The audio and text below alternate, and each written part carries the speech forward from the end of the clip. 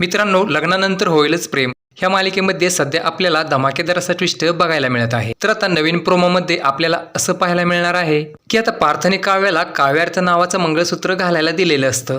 तर आता काव्य ते मंगळसूत्र गळ्यात घालण्यापूर्वी असा विचार करते की खरंच देशमुखांचं माझ्यावर किती प्रेम आहे आणि आता माझं सुद्धा त्यांच्यावर मनापासून खूप खूप प्रेम आहे आणि मला आता त्यांच्यावर असलेल्या ह्या प्रेमाची अखेर कबुली देण्याची वेळ आलेली आहे. पण तेवढ्यात काव्याला तिचा भूतकाळ आठवू लागतो. तेव्हा आता काव्याला असं वाटतं की मी पार्थला माझं प्रेम व्यक्त करण्यापूर्वी माझा आणि जीवाचा जो काही पहिला भूतकाळ आहे तो त्यांना अगोदर सांगितलंच पाहिजे, नाहीतर त्यांचा खूप मोठा विश्वासघात होईल. तर आता असा विचार करत काव्या मोठं धाडस करून अखेर पार्थ समोर जाऊन उभा राहते आणि ती पार्थला म्हणते की देशमुख, मला तुमच्याशी महत्वाच्या विषयावर बोलायचं आहे. तर आता पार्थ म्हणतो की हो बोला की काव्या, काय आहे तुमच्या मनात. तर आता काव्या पार्थला म्हणते की मला तुम्हाला माझ्या भूतकाळाबद्दल खूप महत्त्वाचं सांगायचं आहे, त्यामुळे आता तुम्ही जरा प्लीज थंड डोक्याने घ्या.